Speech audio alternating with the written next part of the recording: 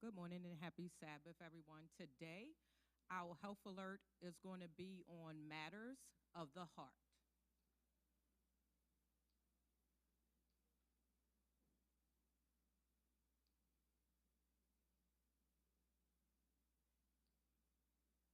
Okay, so cardiovascular disease is probably one of the leading causes of death in the United States.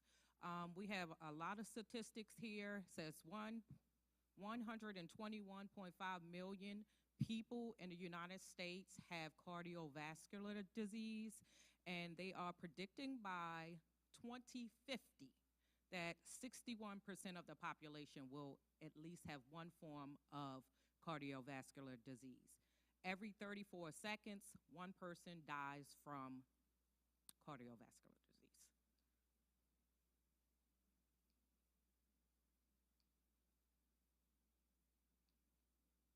Sorry, it's not. Okay. So the major cardiovascular diseases that we're going to be discussing today is coronary artery disease, congestive heart failure, heart attacks, strokes, and peripheral vascular disease.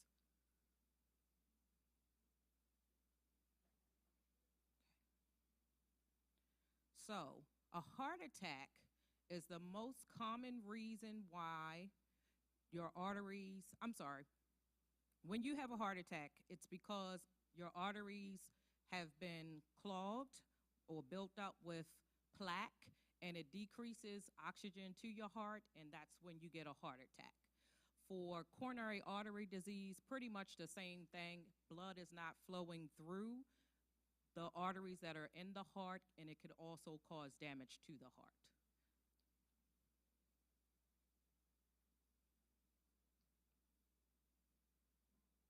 Sorry, the technology.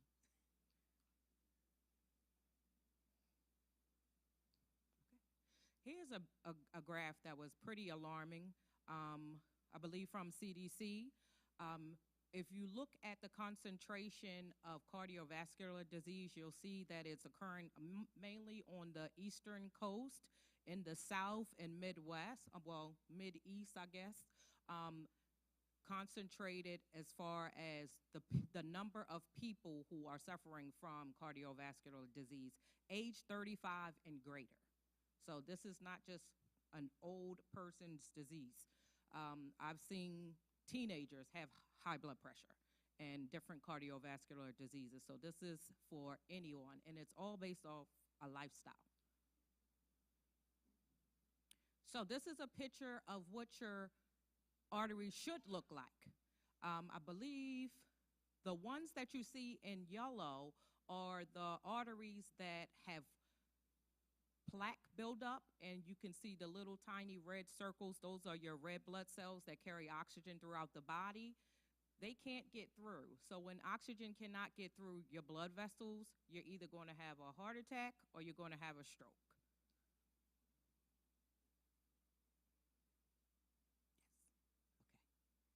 So the last two that have the plaque buildup, that could be due to cholesterol, which is, I don't want to say it's a hormone, but it's a substance that is created in your liver. Everyone has it. We all need it. But when we eat like fried, fatty foods, things of that nature, it causes that plaque to build up a little bit more. And then also, if you have the plaque buildup, of course, it's going to cause your blood pressure to go up. Again, not getting adequate blood flow through the blood vessels.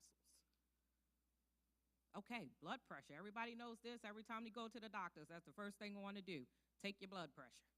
So before they take it, just make sure you sit down for a little bit, take some deep breaths, uncross your legs, try to be as calm as you can. The new guidelines are 120, less than 120, over less than 80.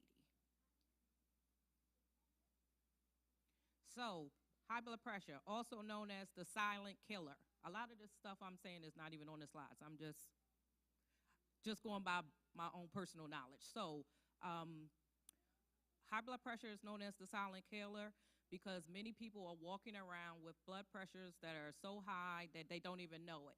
And by the time they do recognize that they that something is wrong or they begin to have symptoms, a lot of time the damage is already done.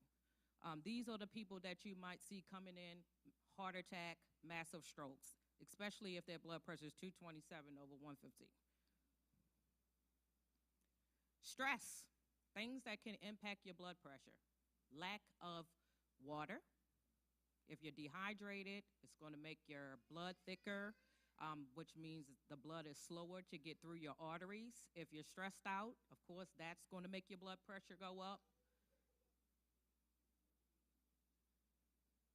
If you're eating a lot of salty foods, that's going to make your blood pressure go up. I believe the recommendation is 2,300 milligrams of salt per day. That's in a healthy person, and that's a combination of everything that you eat. So if you begin to look at your food labels, you'll see that everything that we eat has salt in it. Unless you are eating fresh produce every single day, anything that you find on the shelf that can stay longer than 3 days probably has salt in it and lots of preservatives. If we are sedentary, meaning we're not exercising, and I'm not talking about you going out running a marathon, just exercising your heart. That also protects your heart, and it keeps you from developing high blood pressure. So I know that picture looks so good, but that stuff is so bad for us. I know I love a donut and a hot dog, a grilled hot dog at that. So this picture, as you can see, is a lot of good stuff there that we like to indulge in from time to time. But these are the things, the fried fatty foods, processed foods, these are the things that increase our cholesterol. One thing that I do want to bring your attention to is it says, the LDL is supposed to be low. That's the bad. So if you remember, L for low and H for high. High is the good one. HDL is the good one. LDL is the bad one. And they usually are inverse related, meaning if one is up, the other one is down. So that all goes into account when they are drawing your blood and identifying exactly what your total cholesterol numbers should be.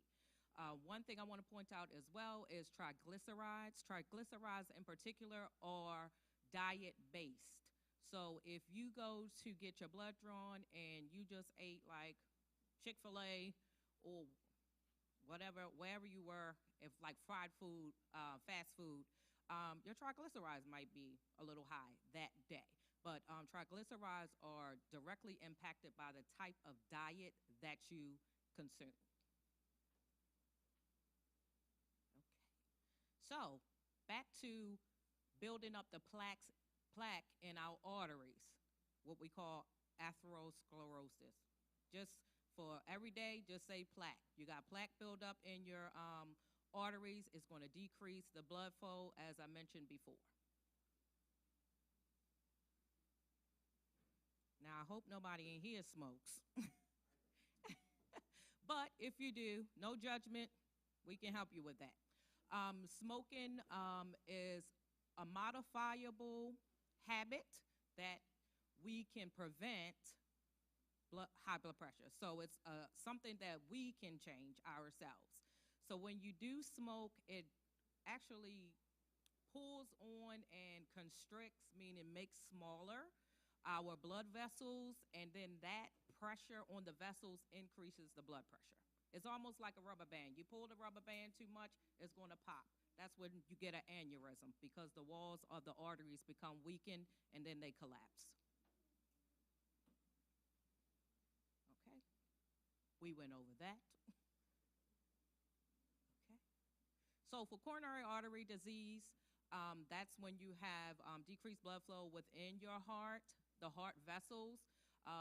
Exercise, lifestyle modifications, and medications can be utilized to cure this. So if we practice the 10 laws of health, we can reverse the matters of the heart: cardiovascular disease, coronary artery disease, high blood pressure, high cholesterol, peripheral vascular disease. We can reverse these things if we utilize what God has already given us in the 10 laws of health. if anyone is interested in obtaining any fresh fruits and vegetables, we have a relationship. I wouldn't say like a what do you call it, quid pro quo, not that type of relationship, but we are familiar with Witt's Farm. They are a small business. They own their own farm, and they do provide and sell fresh fruits and vegetables. Their information can be seen on the screen. And I want to remind everyone that every day on our prayer line from 6 to 6:30, every day, 7 days a week, we are on there. We use the prayer meeting link. Again, from 6 to 6:30 a.m., we are reading through the book Prayer by Ellen G. White. Okay, and so Health Ministries today, weather permitting, we will be going out, just walking, trying to establish our presence in the community. We all will be wearing our blue shirts, as you can see, jeans, comfortable shoes. We just want to let people know that we are here. We're not going to be passing out any tracts. We're just going to be walking. If we happen to see people and they want prayer or they ask questions, we will be answering them for them. But we just want to establish ourselves in the community, and we will be having a lot more of these outward-facing activities in the near future.